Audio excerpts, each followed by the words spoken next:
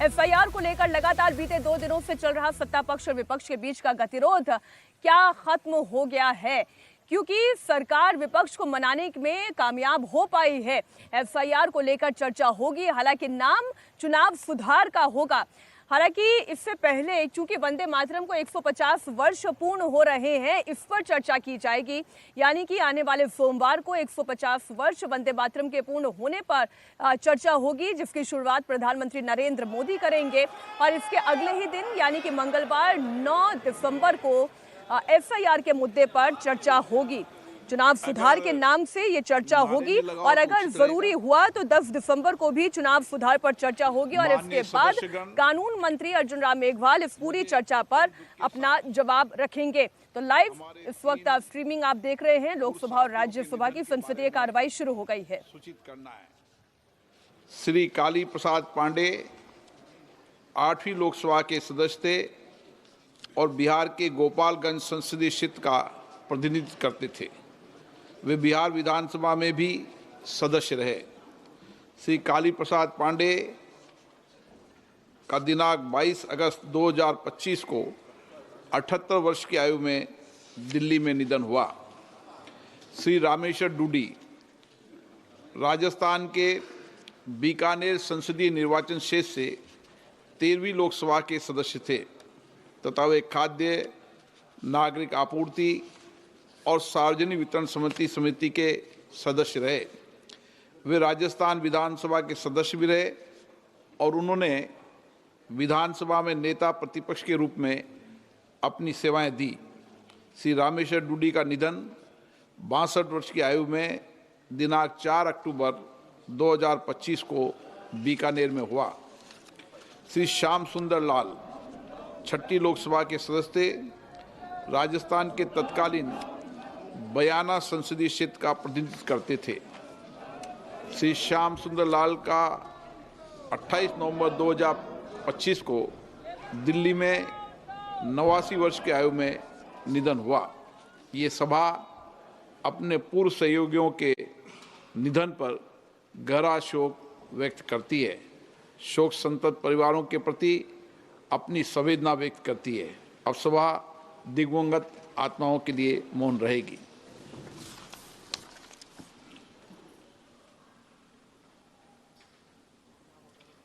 लीजिए, अब एक नई तस्वीर आपके सामने है। लोकसभा राज्यसभा की संसदीय कार्रवाई तो चल ही रही है, लेकिन इस बीच नए श्रम कानून के खिलाफ संसद में प्रोटेस्ट हो रहा है। और ये जो नए श्रम कानून के खिलाफ संसद में प्रोटेस्ट हो रहा है, संसद परिसर में विपक्षी सांसद इस प्रोटेस्ट में शामिल हुए हैं। इसमें सोनिया गांधी, मल्लिकार्जुन खड़गे इन तस्वीरों में दिखाई देंगे। मैं अपनी पीसीआर टीम से ये निवेदन करूंगी, इस तरह तस्वीरें हमारे दर्शकों के सामने रखें। नए श्रम कानून के खिलाफ अब प्रोटेस्ट हो रहा है।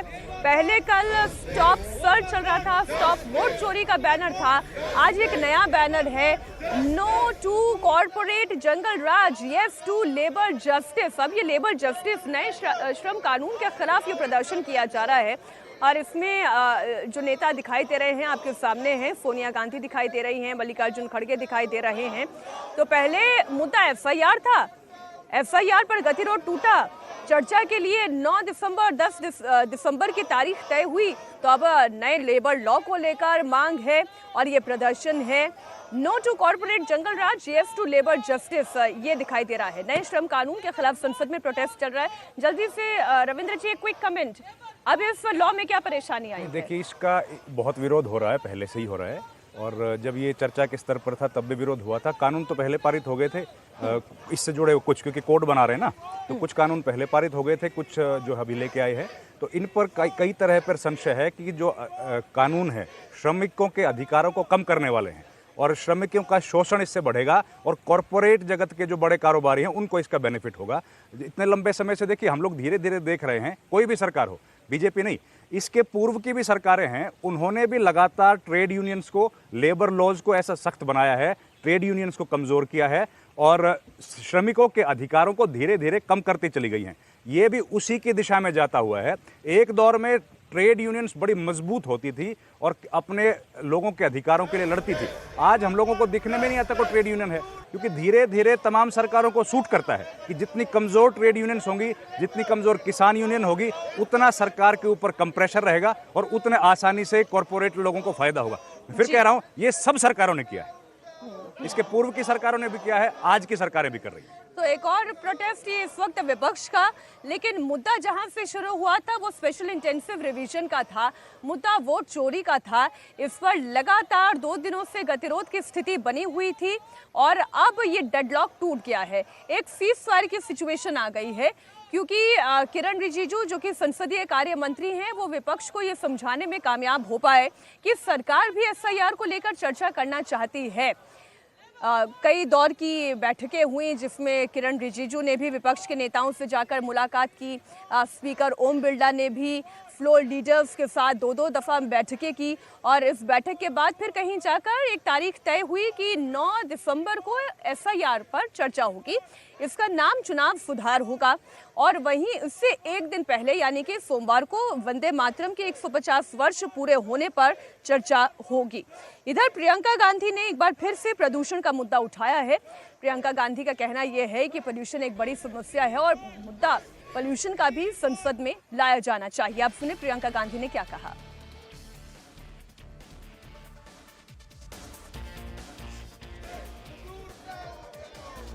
वक्त की बड़ी खबर आपको बता दें, और प्रदूषण वाकई में ऐसा मुद्दा है आरती जी कि इस मुद्दे पर तो चर्चा होनी ही चाहिए। आज हम यहाँ दिल्ली में विजय चौक पर खड़े हुए हैं, इसी आसमान के नीचे हम भी सांस ले रहे हैं और हम जानते हैं कि कितना जहर हम पी रहे हैं।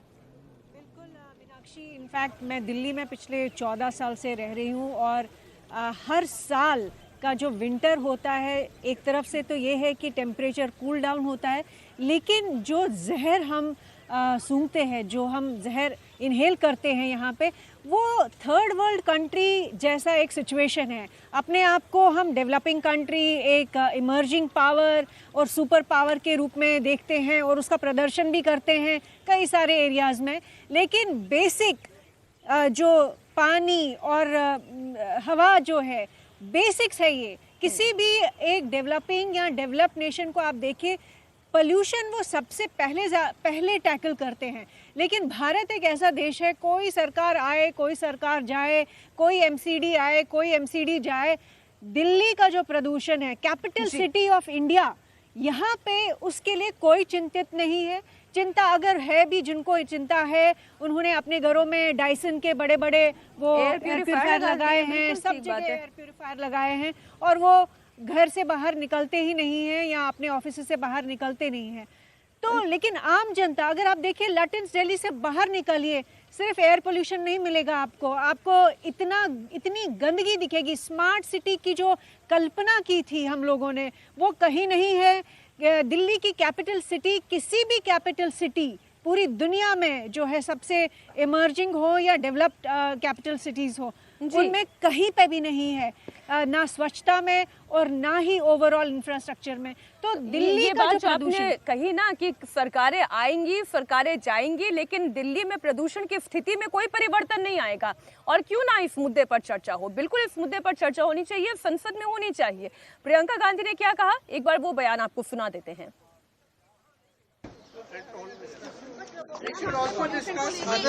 मैम, आपने पॉल्यूशन को लेके like pollution, as I said, we should discuss many other issues which are important. और अभी एक बड़ी खबर आ रही है, रक्षा मंत्री राजनाथ सिंह ने भी बयान दिया है। रक्षा मंत्री राजनाथ सिंह ने बड़ा बयान दिया है और ये बयान बाबरी मस्जिद से जुड़ा हुआ है। बाबरी मस्जिद पर सरकारी पैसे खर्च करना चाहते थे जवाहरलाल नेहरू, सरदार पटेल ने किया था नेहरू का विरोध, ये कहना है राजनाथ सिंह का। पटेल ने सरकारी खर्च से बाबरी मस्जिद नहीं बनने दी। बड़ी खबर आपको बता रहे हैं, रक्षा मंत्री राजनाथ सिंह ने यह बड़ा बयान दिया। पटेल नहीं चाहते थे कि सरकारी खर्च से बाबरी मस्जिद तैयार की जाए, लेकिन जवाहरलाल नेहरू ये बात चाहते थे। उन्होंने क्या कहा, वो बयान आपको सुना देते हैं। बहनों भाइयों, वल्लभ भाई पटेल उदार व्यक्ति भी थे। वे सच्चे अर्थों में सेकुलर थे, पंथ निरपेक्ष थे। वे तुष्टीकरण में विश्वास नहीं करते थे। जब पंडित जवाहरलाल नेहरू बाबरी मस्जिद के मुद्दे पर सरकारी खजाने से पैसा खर्च करने की बात जब उन्होंने छेड़ी थी, सरकारी खजाने से पैसा खर्च करके बाबरी मस्जिद बनवाई जानी चाहिए, उसका भी विरोध यदि किसी ने किया था तो गुजराती मां की कोख से पैदा हुए सरदार वल्लभ भाई पटेल ने ही किया था मेरे बहनों भाई। और उस समय सरकारी पैसे से उन्होंने बाबरी मस्जिद नहीं बनने दिया। फिर नेहरू जी ने सोमनाथ मंदिर के पुनर्निर्माण का सवाल उठाया।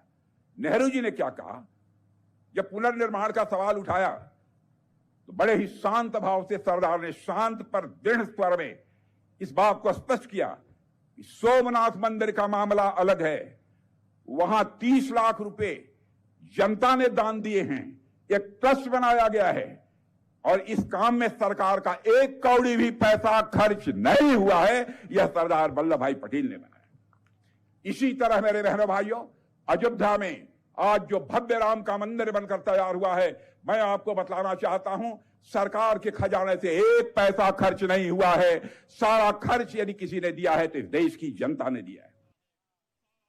2-3 आरोप अवधेश जी जो बीजेपी हमेशा से कांग्रेस पार्टी पर लगाती आई है या फिर नेहरूवियन थॉट ऑफ पॉलिटिक्स पर लगाती आई है कि वो तुष्टीकरण की राजनीति पर काम करते रहे।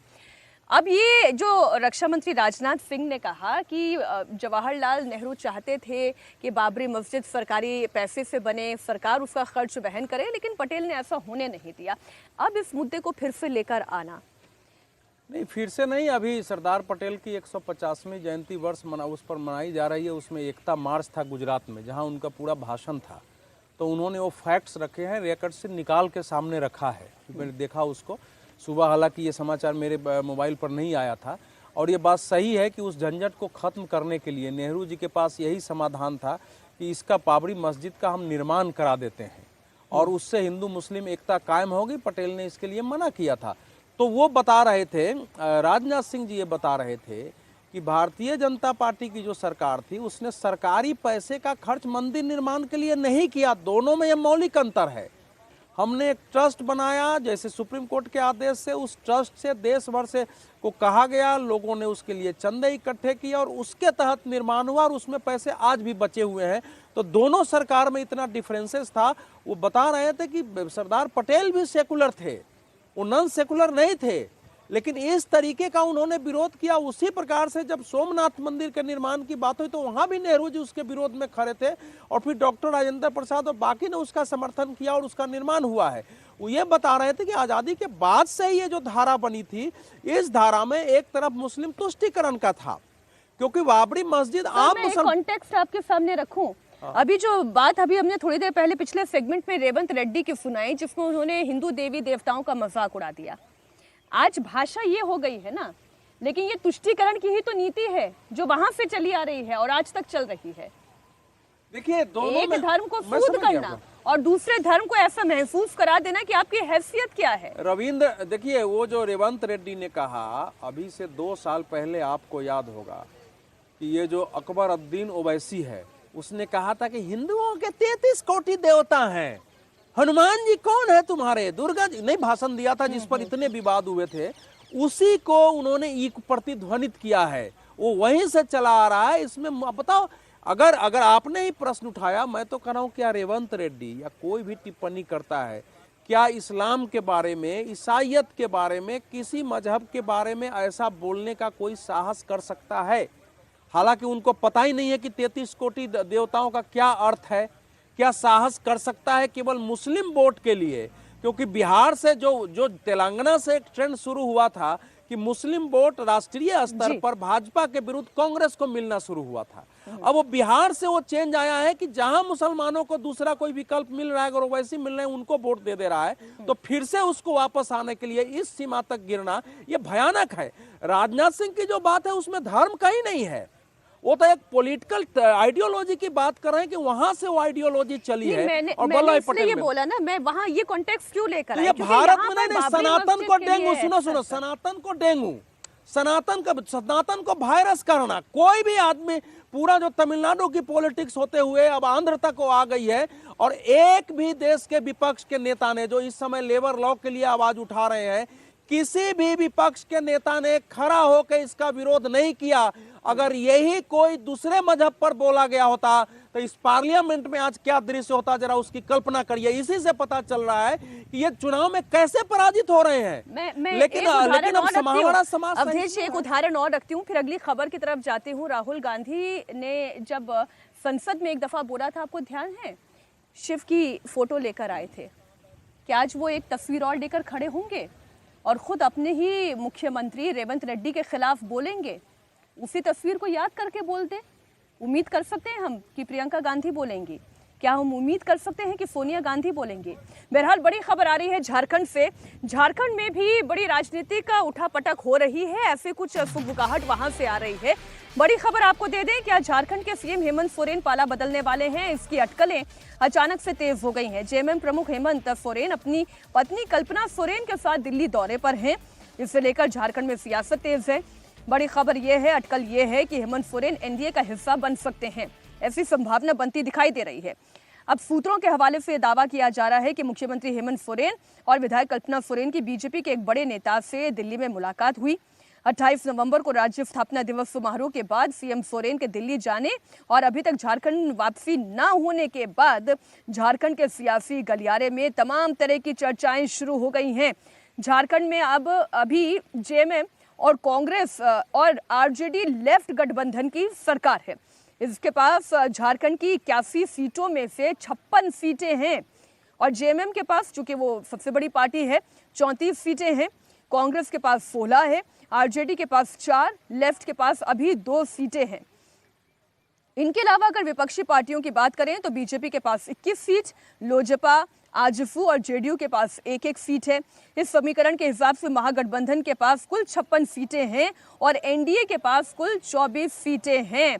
तो आप ये देखें, अगर ये इक्वेशन ऐसा है कि 34 प्लस 21 बीजेपी की सीट हो जाए तो एकदम तस्वीर बदल सकती है। और कुछ खबर भी उसी तरीके की आ रही है।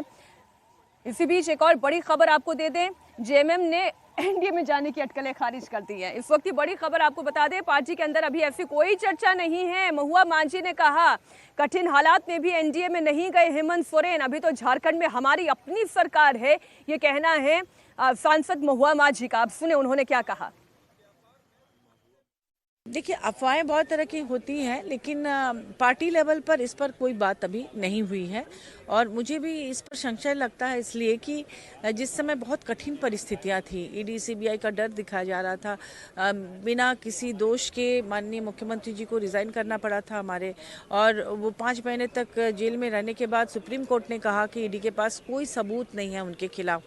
तो जब उन परिस्थितियों में वो नहीं उनके साथ मिले, तो अभी जब हमारी अपनी सरकार है, 56 सीट है, 81 सीट में से 56 सीट हमारे पास है और वहाँ पे अभी 4 साल का कार्यकाल पूरा बाकी है और आने वाले दिनों में भी जिस तरह से काम कर रहे हैं माननीय मुख्यमंत्री जी, आने वाले दिनों में भी झारखंड मुक्ति मोर्चा की ही सरकार होगी, ऐसा हमें पूरा विश्वास है।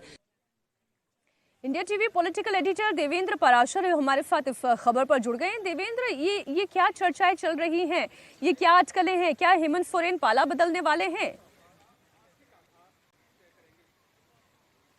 निश्चित रूप से अभी तक की जो स्थिति है उसमें अफवाह, अटकलबाजी है और उसके पीछे जो परिस्थितियां हैं वो उन अफवाहों और अटकलबाजी को और ज़्यादा बल दे रही हैं। और पिछले फ्राइडे को आपने देखा होगा कि झारखंड में ईडी की कई जगह, धनबाद वगैरह जगहों पर रेड हुई। सैटरडे को मुख्यमंत्री हेमंत सोरेन अपनी पत्नी कल्पना सोरेन और सिर्फ 2 सहयोगियों के साथ एक चार्टर्ड ट्रेन से दिल्ली आते हैं और दिल्ली आने के बाद आज भी वो, अभी हम लोग जब बात कर रहे हैं तो आज भी वो दिल्ली में है। तो पहली परिस्थिति तो ये हुई और दूसरी परिस्थिति ये है कि पिछले 4 महीनों में अगर झारखंड की स्थिति को आप देखें तो ग्रामीण क्षेत्र में, ग्रामीण सड़क में 1 किलोमीटर भी सड़क नहीं बनी है। जो जल पेय योजना वाली स्थिति है वो बुरी तरह से खराब है। मैया सम्मान योजना में जो धनराशि दी गई उसका रिपरकशन ये हो रहा है कि जो पेंशन के लिए धनराशि दी जाती थी वो ठीक नहीं है। मतलब ये कि वित्तीय स्थिति बहुत चरमराई हुई है, तो ऐसे में उनको केंद्र सरकार के सपोर्ट की भी ज़रूरत है। तो इन परिस्थितियों में जब हेमंत सोरेन 4 दिन दिल्ली रहते हैं तो समझा जा सकता है कि इस पर बहुत ज़्यादा अटकलबाजी हुई। लेकिन इसका एक दूसरा पक्ष भी है, न सिर्फ जेएमएम के लिए बल्कि बीजेपी के लिए भी ये बहुत मुश्किल होगा कि कैसे उस हेमंत सोरेन को, जिसको लेके लगातार वो दागी, भ्रष्ट, करप्ट ये सब चीज़ें कहते रहे हैं, उनके साथ अपने आप को जोड़ लें। उसका रास्ता है कि ये सुझाया जाता है कि हो सकता है कि उनकी पत्नी को मुख्यमंत्री बना दिया जाए तो ये काम आसान हो, लेकिन तब भी ये काम इतना आसान इस लिहाज से नहीं होगा कि अगर वोट बैंक के हिसाब से देखें तो बीजेपी का जो अपना वोट बैंक है, जैसे वहाँ के जो फॉरवर्ड वोटर्स हैं वो एग्रेसिवली बीजेपी के पक्ष में वोट करते हैं, जो कुमी वोटर हैं वो एनडीए के लिए वोट करते हैं, तो जैसे ही हेमंत सोरेन के साथ आप गठबंधन करेंगे उनके छिटकने का खतरा रहेगा, वहाँ पे ऑप्शन कांग्रेस पार्टी रहेगी। दूसरी चीज़ कि स्टेट यूनिट के जितने बड़े नेता हैं मीनाक्षी, चाहे बाबूलाल मरांडी की बात कर ले, अर्जुन मुंडा की बात कर ले, रघुवर दास की बात कर ले, वो इस आइडिया के सख्त खिलाफ रहेंगे, क्योंकि हेमंत सोरेन के जाने का मतलब है कि ट्राइबल लीडरशिप आपने सीधे सीधे स्वीकार लिया। तो इन सारी परिस्थितियों के बीच में ये अटकलबाजी चल रही है, देखना होगा कि आगे डेवलपमेंट कैसा होता है। मीनाक्षी जी, बहुत शुक्रिया देवेंद्र आपका इस पूरी जानकारी के लिए। और अभी एक बार फिर से बड़ी खबर आपको दिल्ली एमसीडी चुनाव से जुड़ी हुई दे दें। एमसीडी चुनाव में बीजेपी ने बाजी मार ली है। जानकारी के मुताबिक 7 सीटें बीजेपी के खाते में आ चुकी हैं। एमसीडी उपचुनाव में बीजेपी ने 7 सीटें जीती। आम आदमी पार्टी को 3 सीट मिली है, 1 सीट कांग्रेस और 1 सीट एआईएफबी को मिली है। उपचुनाव में बीजेपी को 2 सीटों का नुकसान हुआ है। हमारी सहयोगी इला जुड़ी हुई हैं। सरकार बीजेपी की और एमसीडी में 2 सीटों का नुकसान हो गया बीजेपी को।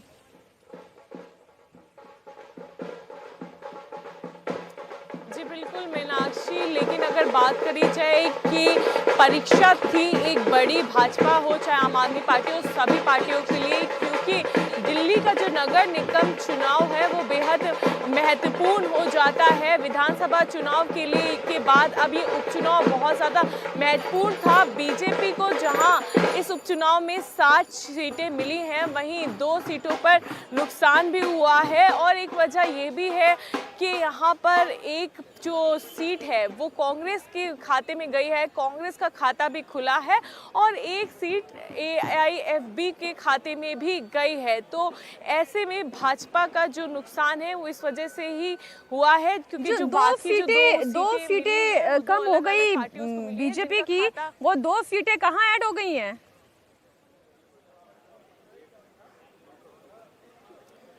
देखिए, जो 2 सीटें कम हुई हैं वो साफ तौर से पहली जो सीट है वो आम आदमी पार्टी को गई है, जाती हुई नज़र आई है। वहीं एक जो सीट है वो हमें कांग्रेस को नज़र आ रही है जाती हुई, क्योंकि वहाँ पर कांग्रेस ने जीत हासिल कर ली है। और अभी अगर बात करी जाए तो जश्न का माहौल है। लेकिन बहुत शुक्रिया इला आपका इस पूरी जानकारी के लिए। अभी आप जब हम एमसीडी पर बात कर रहे थे रविंद्र जी, आपने क्या कहा था, जिसकी सरकार होती है उसको एक एज होती है। अगर वो एज होती तो 2 सीटें बीजेपी की कम नहीं हो जाती। हालांकि अभी भी 7 सीटें बीजेपी ने ही जीती हैं। तो परफॉर्मेंस खराब है बीजेपी का, बिल्कुल खराब है। और मुझे लगता है कि जो सरकार की पॉलिसीज़ हैं, जिन पॉलिसीज़ को लेकर सरकार आई थी और वो कई सारे इंजन की बात कर रही थी, उनमें से एक भी इंजन पानी निकालने के लिए यूज़ नहीं कर पाए। उसी का नतीजा है ये। नहीं तो अभी तक तो हमने पहले भी देखा है उपचुनाव में कि अच्छी खासी जीत हासिल होती है रूलिंग डिस्पेंसेशन को, लेकिन यहाँ नहीं हो रही है। तो इसका मतलब रिजेक्शन है कहीं ना कहीं कि जो पॉलिसी सरकार बनाई है उन पॉलिसी से सहमति आम आदमी की नहीं है और उन पे और ज़्यादा काम करने की ज़रूरत है। मौका है बीजेपी के लिए, क्योंकि लंबा अभी 4 साल सरकार चलनी है, एमसीडी का भी लंबा टर्म है, तो उनको सुधारने की ज़रूरत है और सुधार करना चाहिए। पॉल्यूशन उनमें से एक फैक्टर है, आपने जिक्र भी किया है, पॉल्यूशन पर चर्चा होनी चाहिए। ऑपोजिशन ने भी मांग की है, बल्कि दिल्ली की एक बड़ी नेता रही हैं बीजेपी की किरण बेदी, उन्होंने भी ये मुद्दा उठाया है। उससे शुरुआत की जानी चाहिए। और सैनिटेशन का इशू बहुत बड़ा है दिल्ली में, उस पर काम किया जाना चाहिए और ये शायद उसी की तरफ इंडिकेट करता हुआ नतीजा है।